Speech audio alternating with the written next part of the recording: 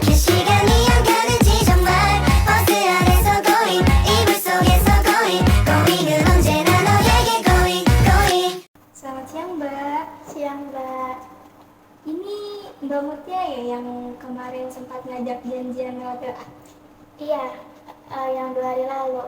Iya, yang 2 hari lalu itu ya. Iya, Mbak Mutia kalau boleh tahu nomor saya dari mana ya? waktu itu sempat lewat di TikTok Mbak, FYP gitu. Iya, kayak apa namanya, silakan konsultasikan cerita Anda bersama apa tuh namanya? Lembaga konseling. Iya, lembaga konseling kami begitu. Ada Iya. nomor teleponnya sebenarnya ada 3 apa berapa gitu. Iya, ada 4. Iya, Ada 4 konselor, iya. Iya, cuman saya nyoba aja salah satunya, ternyata Mbak gitu. Iya. Jadi kami ini lembaga konseling memang promosi di platform media sosial. Jadi alhamdulillahnya platform kami tersampaikan ya kepada Mbak. Iya, waktu itu lagi iseng aja main HP di kelas. Udah lama banget sih, tapi disimpan nomornya sama saya. Oh, jadi udah lama banget ya, tapi Iya, baru ini baru aja. ini ya, Iya, kesini. kayak ada yang pengen disampaikan gitu, ceritain. berarti Mbak datang ke sini dengan sukarela ya Mbak ya? Iya, Betul, Masya Allah. Ya, alhamdulillah sebelumnya perkenalan terlebih dahulu ya. Jadi perkenalkan, nama saya Ilda Suryawati sebagai salah satu konselor di lembaga ini. Kalau boleh Mbak memanggil saya senyaman mungkin. iya, samain aja Mbak ya, Mbak Ilda. Iya. Iya. Lebih nyaman Mbak Ilda ya Mbak? Iya, Ya baik. Sebelum kita lanjutkan ke konseling selanjutnya, Mbak sendiri sudah nyaman dengan duduk seperti ini? Sudah nyaman? ya udah. Sudah ya. Terus tadi di perjalanan gimana Mbak? Lancar? Lancar sih di perjalanan, cuma kan tadi saya naik motor.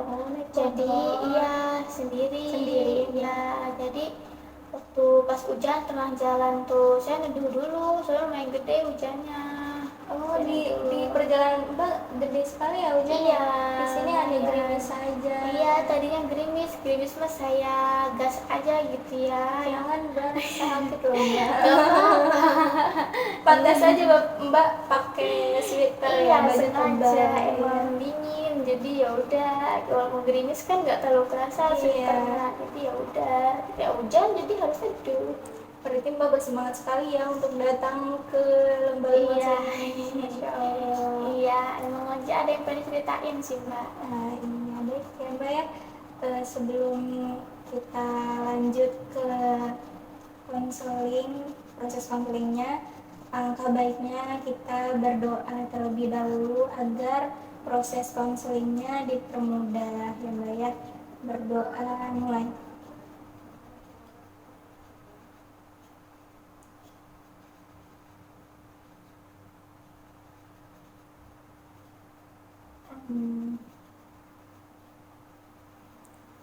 Baik, sebelumnya saya mau tanya dulu nih Mbak. Mbak sebelumnya sudah pernah melakukan konseling di tempat lain? Belum sih, kalau mendengarnya mah sering. Soalnya dulu waktu masih di sekolah itu kan emang ada guru BK ya. Iya. Guru BK, ternyata BK tuh bimbingan dan konseling. Cuma saya belum tahu aja, emang gak penasaran sih, kayak biasa aja. Tapi guru BK Mbak sering masuk ke kelas Mbak, kayak ngasih sosialisasi kayak gitu? Waktu SMA mah sebenarnya guru BK itu nggak ada. Oh nggak ada di Iya. SMA. Iya, karena emang saya SMA-nya tuh bukan kayak SMA negeri, tapi swasta. Oh di swasta. Iya, jadi adanya pengasuhan, nggak ada guru BK. Waktu itu mah pasti SMP sih, Mbak. Oh waktu di SMP Iya, ada guru BK. Emang setiap seminggu sekali masuk, kayak mata pelajaran. Iya, mata pelajaran Iya. BK ya Mbak. Iya, gitu. Sebagai mata pelajaran. Jadi guru BK Mbak belum pernah menjelaskan gitu konseling itu sendiri apa? Sebenarnya pernah, cuman karena emang saya orang yang nggak terlalu memperhatikan guru, Oh, biasa jadi aja, jadi ya udah saya lupa. oh, gitu. Jadi Mbak mungkin belum tahu apa itu Iya. konseling itu sendiri ya. Mungkin sudah pernah disampaikan oleh guru BK, cuman Mbak belum kurang memperhatikannya ya Mbak. Iya. Jadi saya di sini akan menjelaskan apa itu konseling sendiri. Jadi konseling adalah suatu proses bantuan yang diberikan oleh tenaga profesional atau konselor, yaitu saya sendiri, kepada konseli. Konseli itu Mbak Mutia itu sendiri, gitu ya Mbak ya. Di dalam proses konseling ini, kami menekankan Mbak untuk terbuka menceritakan permasalahan yang dialami oleh Mbak itu sendiri ya, gitu. Lalu Mbak juga di sini nggak perlu khawatir kalau cerita Mbak itu tersebar luaskan atau bocor kemana-mana gitu ya Mbak ya. Jadi jangan khawatir karena di sini kami memegang asas kerahasiaan gitu. Jadi cerita-cerita Mbak atau konselor lainnya itu kami berusaha semaksimal mungkin untuk menutupnya dengan rapat-rapat gitu ya Mbak ya. Nah lalu ada akses terkini, di mana akses terkini ini Mbak menceritakan permasalahan-permasalahan yang Mbak alami pada masa-masa saat ini gitu ya Mbak ya. Ya.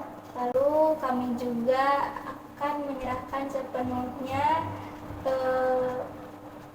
keputusan di mana nanti ketika proses konseling ini kita menemukan sebuah solusi itu nantinya akan saya berikan keputusannya oleh Mbak itu sendiri. Sampai sini ada yang ingin ditanyakan Mbak? Ya, berarti gimana saya ya nanti kalau misalnya udah saya udah menceritakan, terus saya juga dapat solusinya saya yang milih. Iya, itu bagaimana keputusan Mbak itu sendiri ya Mbak ya. Iya, terus berarti emang bolehnya masalah-masalah yang sekarang lagi saya hadapi aja kan ya? Bisa juga sih Mbak, masalah yang lampau yang sebelumnya Mbak alami tapi sampai saat ini masih Mbak rasakan gitu, masih terganggu di pikiran Mbak, itu boleh Mbak ceritakan ya Mbak ya. Ya berarti aman kan ya? Aman kok Mbak, tenang. Di sini tadi kami sudah menerapkan asas kerahasiaan ya Mbak ya. Iya. Sampai sini masih ada yang ingin ditanyakan Mbak? Udah sih, udah. Sudah paham berarti Mbak ini Iya. apa itu konseling dan bagaimana proses konseling itu sendiri. Iya. Sudah paham ya Mbak ya. Lanjut, di sini saya akan bertanya apa yang akhir-akhir ini mengganggu perasaan Mbak sebenarnya sampai Mbak datang ke lembaga konseling ini sendiri. Iya, begini Mbak Ilda ya. Ya. Jadi sebelumnya mah saya nggak terlalu mikirin banget gitu permasalahan saya sekarang. Terus terang aja ya, sebenarnya emang kalau dari perasaan mah saya bingung sebenarnya, kayak iya bingung. Terus dari rasa bingung itu timbullah pikiran saya kepikiran kayak apa yang harusnya saya lakuin gitu tuh, baiknya gimana ya gitu loh Bimbang ya Mbak ya. Iya begitu, kayak emang sebelum ini biasa aja, kayak udah mantep gitu menentukan suatu pilihan, dibuat bingung sama keadaan yang seharusnya gitu. Jadi sebenarnya apa yang Mbak bingungkan di sini? Sebenarnya yang buat saya bingung itu ini sih soal saya yang nanti ke depannya tuh harus gimana tuh Mbak. Kedepannya itu mengenai masa depan atau apa ya Mbak, kalau boleh tahu? Iya Mbak Ilda, bener emang tentang masa depan saya gitu. Iya, masa depan. bukan nggak langsung masa depan yang saya mempunyai suami sih. Oh, iya, iya. Tapi masa depan yang dari pribadi saya sendiri gitu. Tentang karir gitu ya Mbak. Iya, jadi saya tuh bingung apa namanya, kan saya tuh udah dari SMA gitu ya. Sekarang kan emang udah lagi baru-barunya saya, baru-baru bulan lalu saya graduation gitu. Gitu Mbak. Nah saya sengaja gap year gitu, sengaja Ya. setahun Setahun ini gitu ini ya, dari- nggak kuliah atau kerja gitu. Tapi saya pengen memantapkan bakat saya gitu Mbak.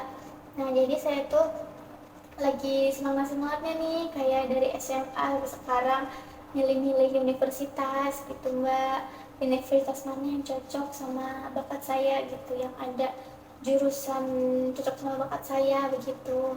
Saya semangat milih-milih universitas kayak saya semangat milih baju buat kencan Mbak. Masya Allah. Iya. Kalau Iya, boleh tahu gitu.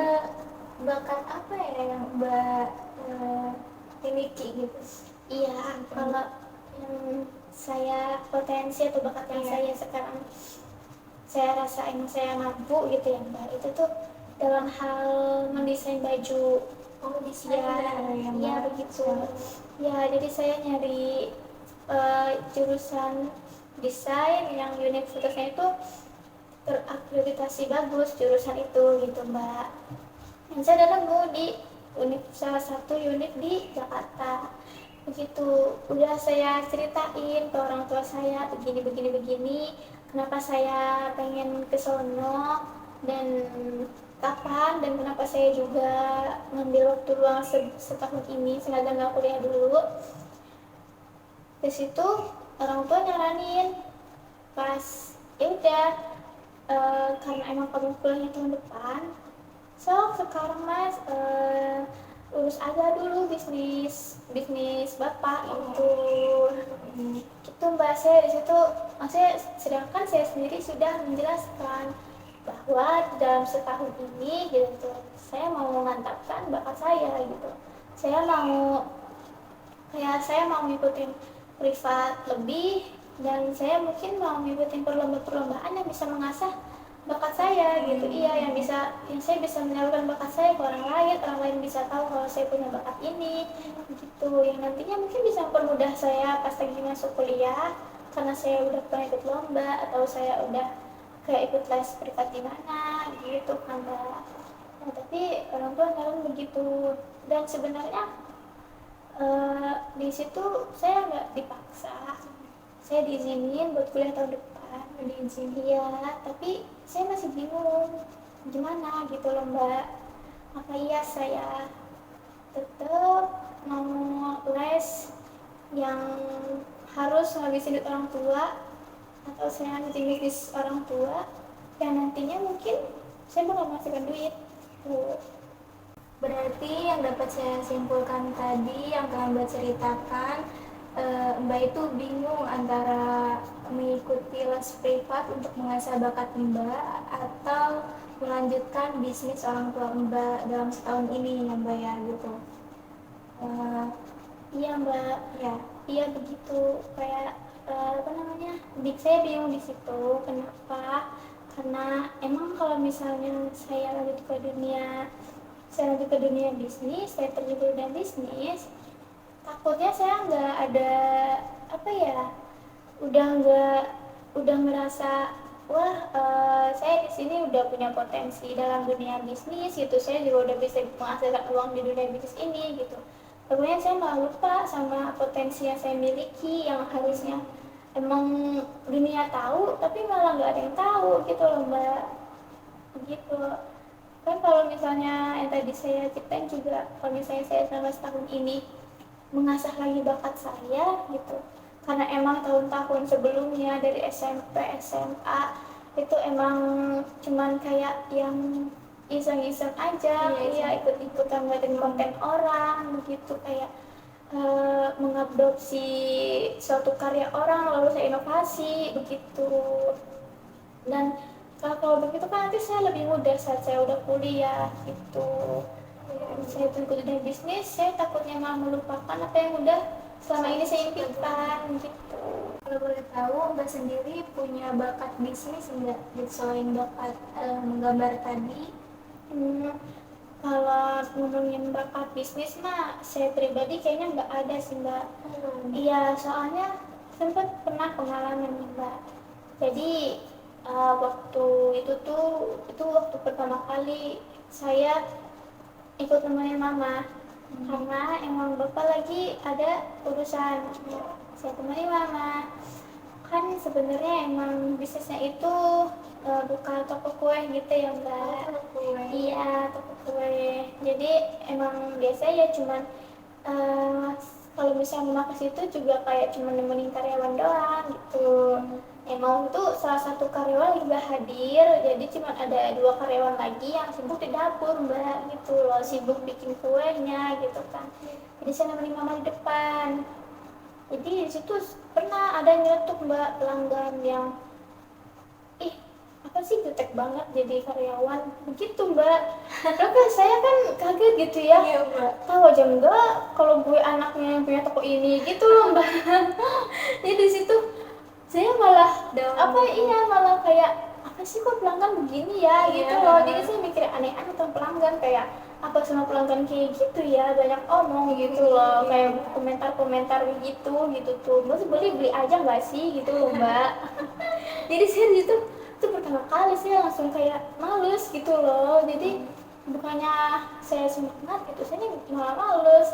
Kedua kalinya akhirnya saya nggak di depan mbak, saya ikut duduk nggak ikut duduk, iya saya ikut nemenin di dapur aja, nanya-nanya kalau bikin kue ini gini-gini gitu, ngerecokin aja sih mbak.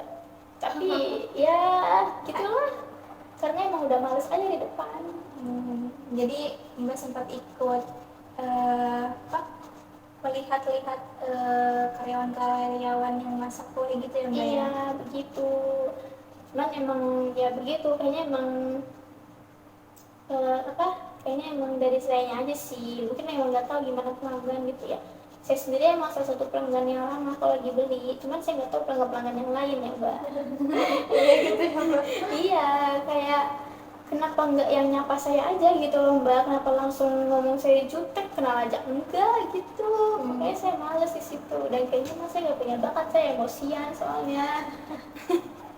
Oke, saya lebih suka menenangkan emosi itu lewat gambar. Jadi yang Mbak rasakan potensi Mbak itu di dalam bakat gambar ini ya Mbak ya? Iya, makanya saya kalau misalnya emang saya harus memaksakan diri terjun ke dunia bisnis gitu ya, mungkin aja emang bisa. Cuman ya karena takutnya emang karena saya bisanya itu, saya melupakan bakat saya satu ini gitu loh. Bingung saya kayak jadi gimana gitu, saya harus apa gitu tuh, entah ya saya harus memaksakan diri atau saya harus kayak ya udah gitu, kayak mungkin ikut les privat keluar kota biar gak di rumah, bagaimana saya juga bingung. Jadi sampai saat ini Mbak belum tahu gitu, belum menentukan ingin les privat menggambar ataupun meneruskan bisnis orang tua gitu ya Mbak ya? Iya, karena memang sebenarnya kalau dari sisi orang tua sendiri setuju-setuju aja. Setuju saja. Iya, cuma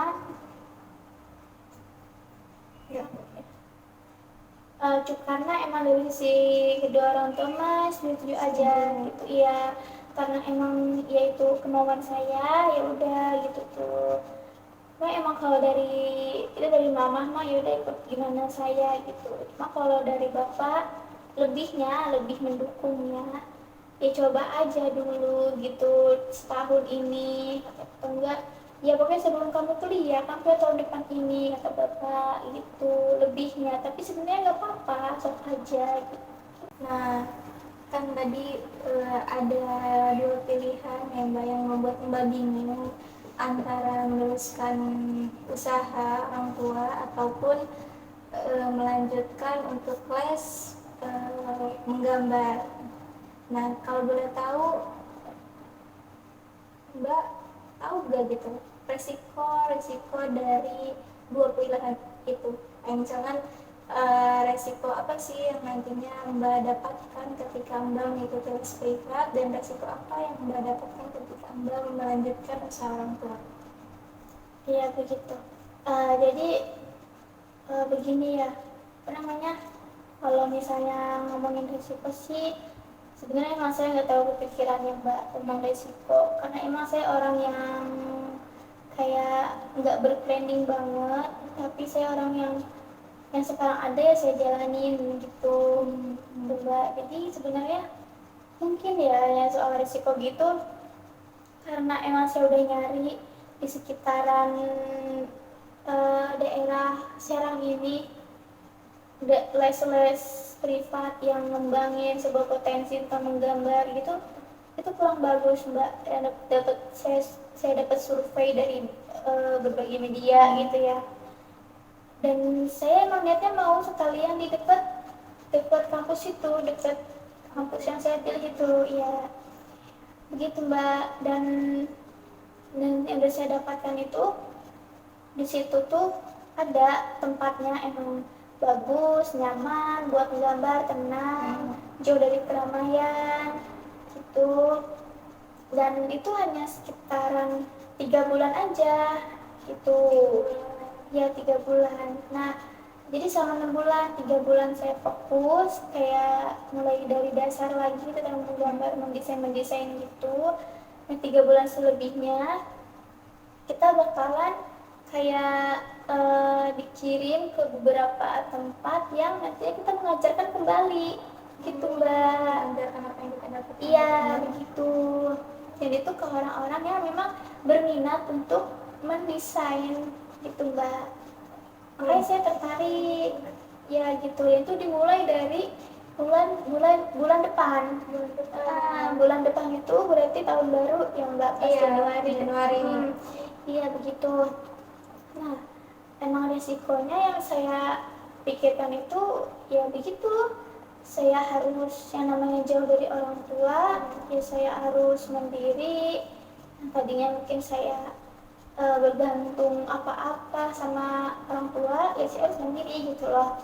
Dan kalau emang pun saya dikasih soal biaya gitu ya, mungkin biaya kayak les itu udah terjamin, emang udah orang tua bayar. Tapi kalau biaya kebutuhan pribadi gitu kan ya itu saya hemat-hemat gitu, nggak kayak di rumah. Ya resikonya itu aja sih Mbak, kalau misalnya emang namanya jadi orang tua mah gitu kan ya harus lebih hati-hati juga gitu.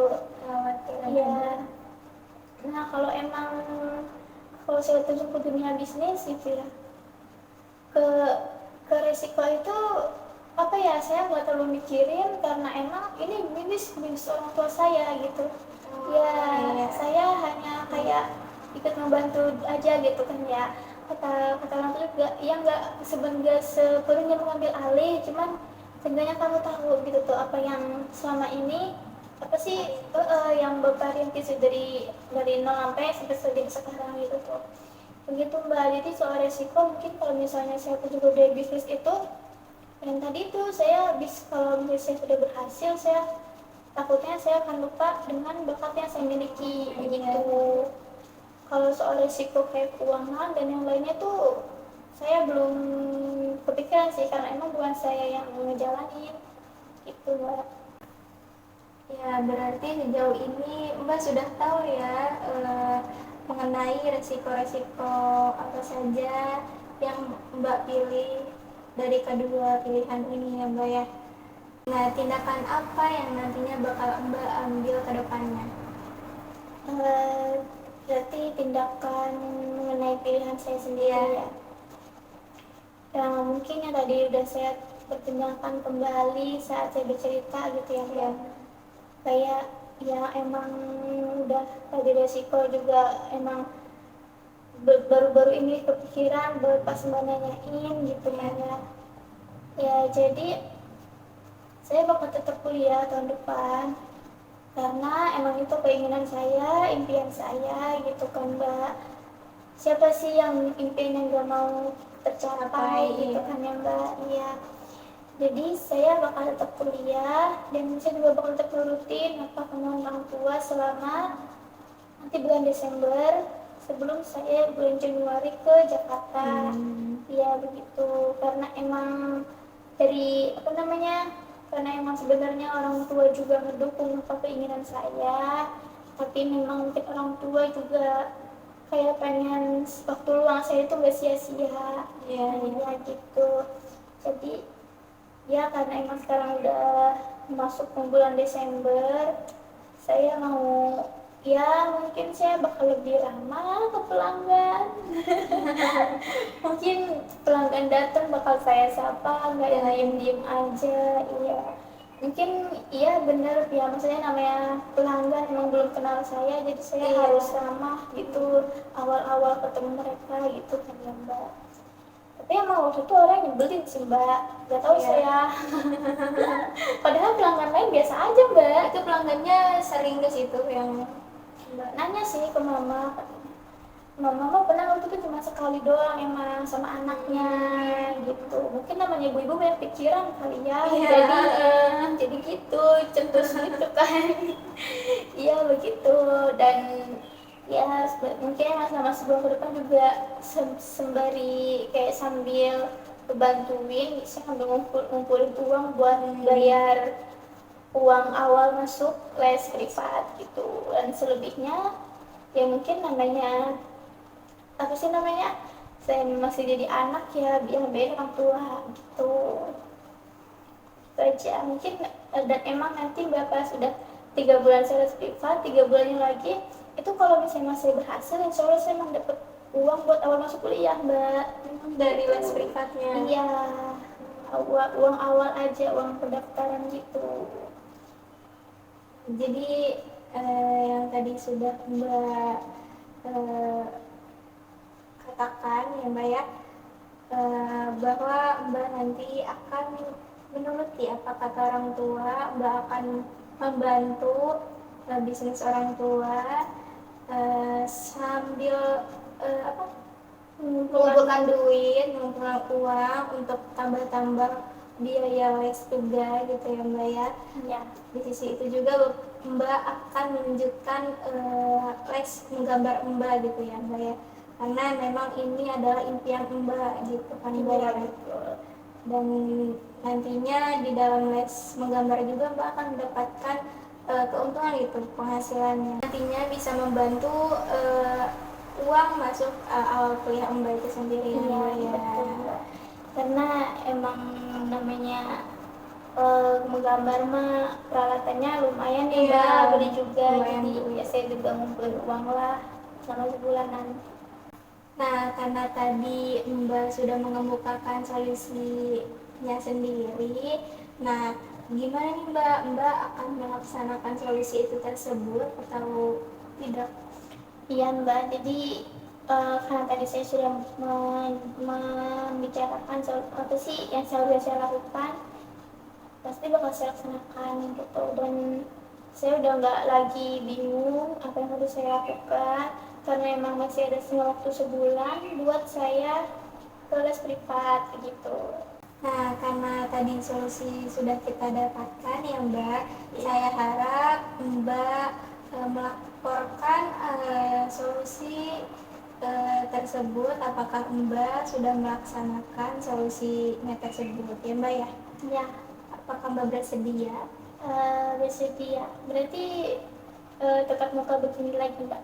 Iya, tatap muka begini lagi. Nah, kalau begitu Mbak ada senggang waktunya kapan ya untuk Karena emang mungkin dalam seminggu ke depan saya itu masih masih fokus di kue, ya di toko kue.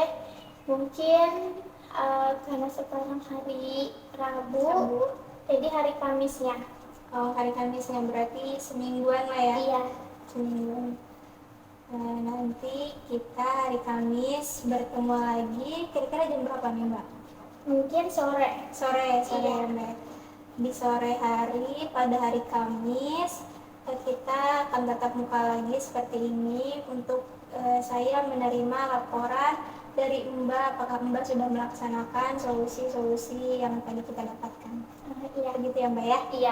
Mungkin dirasa cukup konseling pada hari ini karena tadi juga kita sudah mendapatkan solusi.